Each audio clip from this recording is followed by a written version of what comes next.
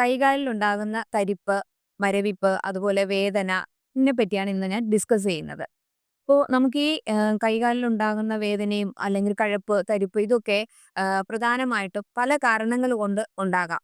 അതിലൊന്ന് പറയുന്നത് പ്രധാനമായിട്ടും നമ്മുടെ ഡയബറ്റിക് ന്യൂറോപ്പതി എന്ന് പറയും. ആ ഒരു കണ്ടീഷൻസിൽ ഇതുപോലെ നമുക്ക് കണ്ടിന്യൂസ് ആയിട്ടുള്ള ഈ ബുദ്ധിമുട്ടുകൾ ഉണ്ടാകാം.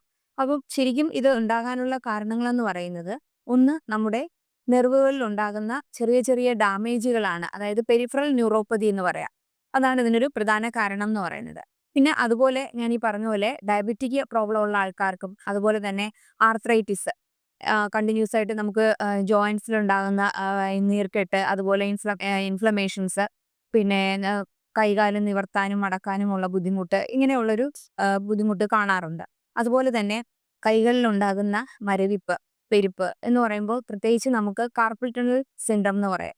അതായത് നമ്മുടെ ഈ കൈകളിലുണ്ടാകുന്ന വേദന അല്ലെങ്കിൽ തരിപ്പ് ഇത് നമുക്ക് ഇവിടുത്തെ ശരിക്കും നമ്മുടെ കൈകളിൽ നമ്മുടെ ഈ ജോയിന്റിൽ വന്നിട്ട് നമ്മുടെ ആ നെർവ് കംപ്രഷൻ ഉണ്ടാകുന്നു. അപ്പോൾ ഈ നെർവ് കംപ്രഷൻ ഉണ്ടാകുമ്പോഴാണ് നമുക്ക് കണ്ടിന്യൂസ് ആയിട്ടുള്ള ഈ ഒരു ബുദ്ധിമുട്ട് ഉണ്ടാകാറുള്ളത്.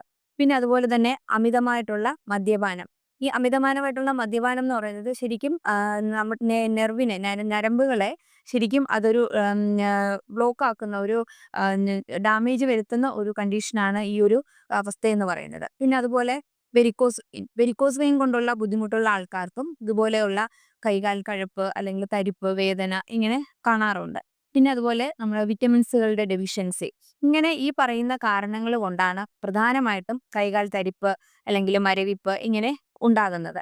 അപ്പോൾ അതിന് നമ്മൾ പ്രധാനമായിട്ടും ശ്രദ്ധിക്കേണ്ട കാരണങ്ങളെന്ന് പറയുന്നത് ഒന്ന് ഇപ്പോൾ ഡയബറ്റിക് ന്യൂറോപ്പതി ഉള്ള ആളുകൾ ശ്രദ്ധിക്കേണ്ടത് പ്രധാനമായിട്ടും പ്രത്യേകിച്ചും നമ്മുടെ ഈ നെർവുകളിൽ ഉണ്ടാകുന്ന ഡാമേജുകൾ മാറ്റാനായിട്ട് പ്രത്യേകിച്ച് നമ്മൾ ഡയബറ്റിക് കൺട്രോൾ ചെയ്യുക. അതുപോലെ തന്നെ കഴിവതും നമ്മൾ ചെറിയ എക്സസൈസ് കാര്യങ്ങളൊക്കെ ചെയ്യാനായിട്ട് ശ്രമിക്കുക.